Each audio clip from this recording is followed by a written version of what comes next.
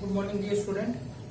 पिछले अपने 3 वीडियो में एक मानक अक्षांश का शंकु प्रक्षेप, 2 मानक वाला शंकु प्रक्षेप तथा रिगोबर्ट बोन ने जो एक मानक को संशोधित करके बोन प्रक्षेप बनाया था वो अपने 3 उसकी रचना विधि आदि अपने की।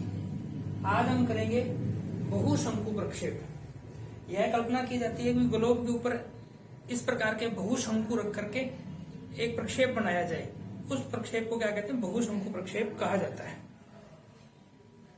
एक मानक अक्षांश के अंदर गोलोक के ऊपर यह कल्पना की कि गोलोक के ऊपर एक इस प्रकार का एक शंकुनुमा भाग ऐसा रखा जिसमें केवल एक भाग टच किया, स्टैंडर्ड डेविएशन पे एक भाग टच किया। 2 मानक पर जहां पर 2 स्थान ऐसे थे जहां पर 2 स्थान टच किए। इसी प्रकार इसको माना जाए तो इसमें क्या प्रत्येक स्थान पे वो टच करता है और इसमें यह भी कल्पना की जाती है कि प्रत्येक अक्षांश क्या है? स्टैंडर्ड डेविएशन है। प्रत्येक अक्षांश मानक अक्षांश माना जाता है।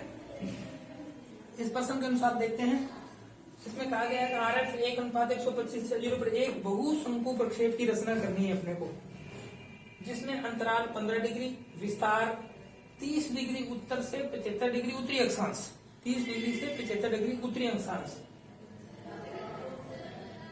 स्वाभाविक रूप से पता लग रहा है कि अंतराल कितने कितने का है? 15-15 का है।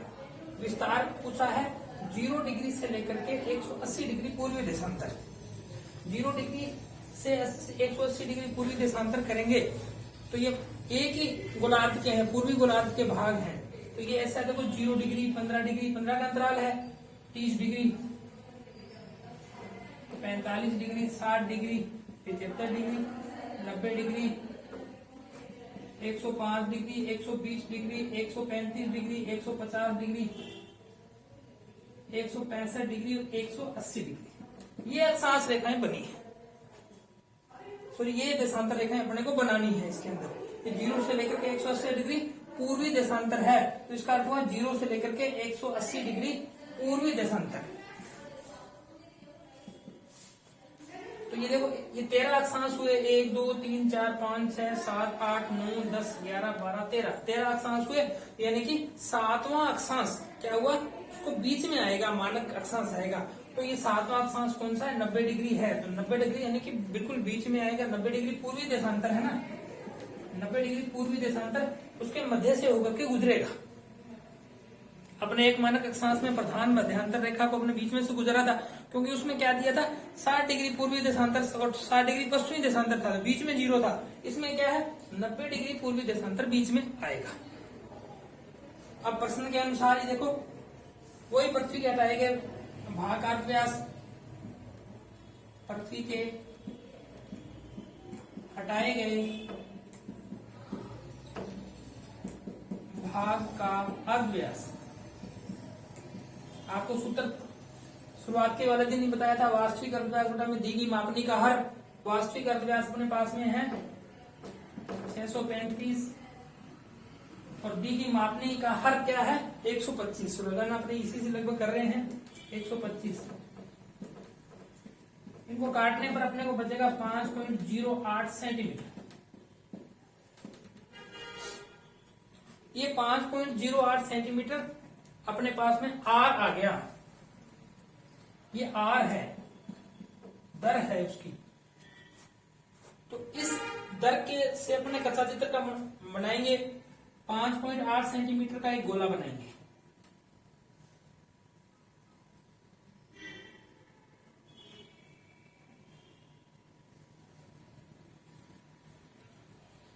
पांच 5.8 सेंटीमीटर का गोला बनाने के बाद में अंतराल अपने पास में 15-15 का दिया हुआ है, तो 15-15 के कोण बनाएंगे। 15, 30, 45,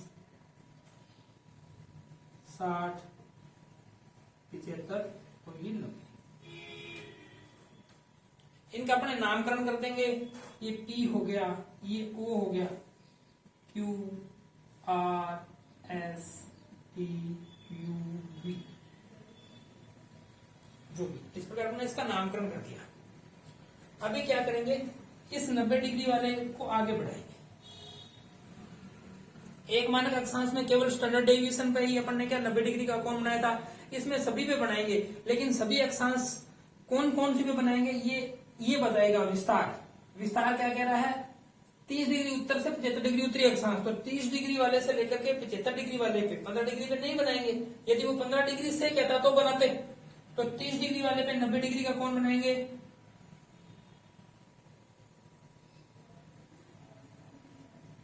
फिर 45 डिग्री वाले पे 90 का कोण बनाएंगे, 60 वाले पे 90 का कोण बनाएंगे, और 75 डिग्री वाले पे 90 का कोण बनाएंगे। अब ये सारे के सारे क्या आ गए अपने पास में, स्टैंडर्ड डेविएशन आ गए। ये सारे के सारे एक मानक अक्षांश में जैसा बनाया था वैसा ही ये भी सभी बनाए अपने स्टैंडर्ड डेविएशन। अब इस कच्चे चित्र की सहायता से अपने फेयर चित्र करेंगे, वही अपने पॉलीफोनिक प्रोजेक्शन लिखना है, ठीक है। 15 वाली स्टेंसिल से, RF 10 वाली स्टेंसिल से लिखना है। इसके बाद में इस चित्र को बनाएंगे। इस चित्र को बनाने के लिए सर्वप्रथम क्या करेंगे, एक लाइन लेंगे इस प्रकार से, लाइन ली, ऊपर कोई बिंदु डाल दिया G। अब इस बिंदु को लेकर के यहां पर, और ये जो अपना 30 डिग्री वाला बनाना है, तो ये 30 डिग्री वाला कौन था, 30 डिग्री वाला ये स्टैंडर्ड डेविएशन है, इतना प्रकार भरेंगे और यहां एक चाप काट देंगे।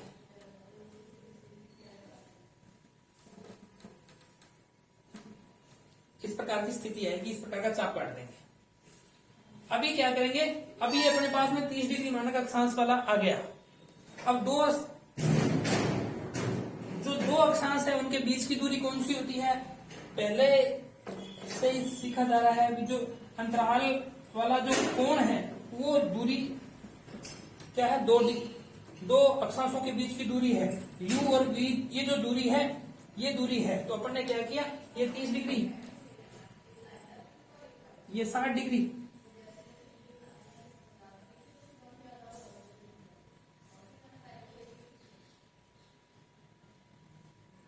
ये 75 डिग्री, ऐसे निशान लगा दिए।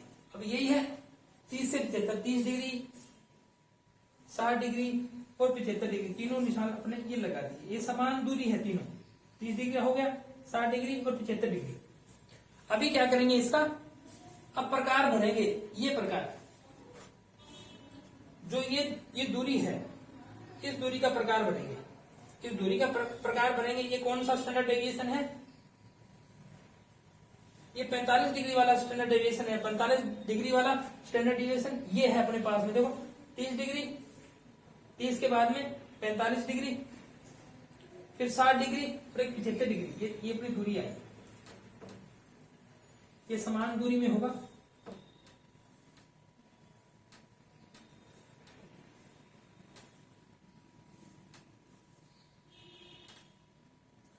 डिग्री और 45 के बाद में 60 और ये 75, ये समान दूरी में ये तीन कोण बनेंगे। अब इसमें क्या करेंगे, अब 30 वाला तो कंप्लीट हो गया, अब 45 वाला अपने पास में स्टैंडर्ड डेविएशन ये है। अब इतना प्रकार भरेंगे, एक बार प्रकार की नोक यहां रखेंगे और ऊपर निशान लगाएंगे, और उस बिंदु को अपने कोई भी बिंदु अंकित कर देंगे। ये G है, ये H बिंदु अंकित कर दिया मान लो। अब यहां पर आएगा, पेंसिल यहां आएगी, क्यों अपने निशान लगाया, तो H पे रख करके ये पेंसिल से ये इस प्रकार का कोण बनाएंगे।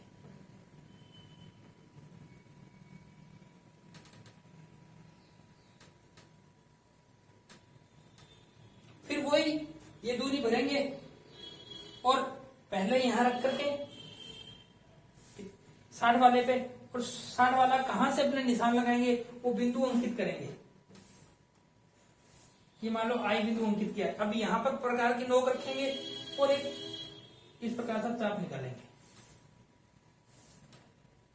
अंत में ये दूरी भरेंगे और यहां एक इस तरह करके एक चाप यहां निशान लगाएंगे, यहां J लिख देंगे।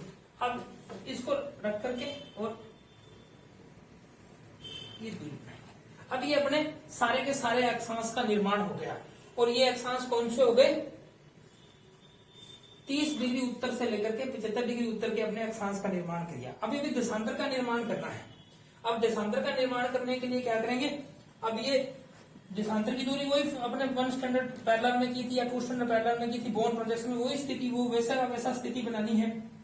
तो यहां से ये दूरी लेकर के कच्चे चित्र में इस प्रकार से एक चाप बनाएंगे, और ये इन पे लंब बनाएंगे इस प्रकार से, इसके पैरेलल, इसके समानांतर ये लंब खींचेंगे।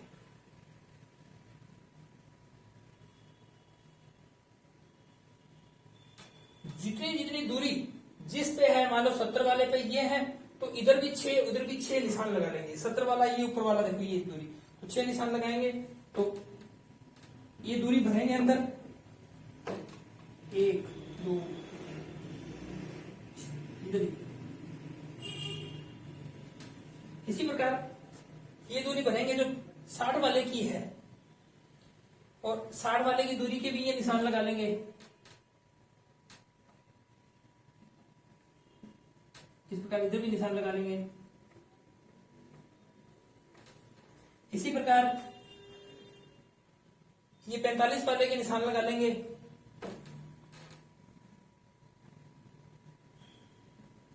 इसी प्रकार 45 वाले कोण वाला ये लंब है जो उसकी दूरी माप करके प्रकार में भर के निशान लगा लेंगे। इसी प्रकार 30 वाले पे 30 वाली दूरी भर करके निशान लगा लेंगे।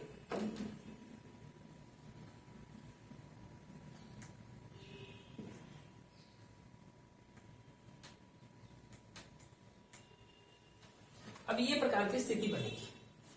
अब इस प्रकार की स्थिति अपने पास में आ गई। अब ये बिंदु ये बिंदु ये बिंदु ये बिंदु आपस में मिलना चाहिए। अब इस बिंदु को मिलाने के लिए प्रकार तो मिलाएगा नहीं।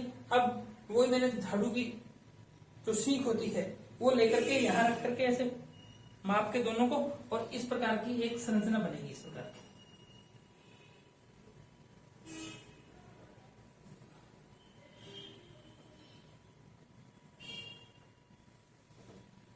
इधर भी इस प्रकार से ये सारे के सारे आपस में मिलते हुए कोण बना देंगे।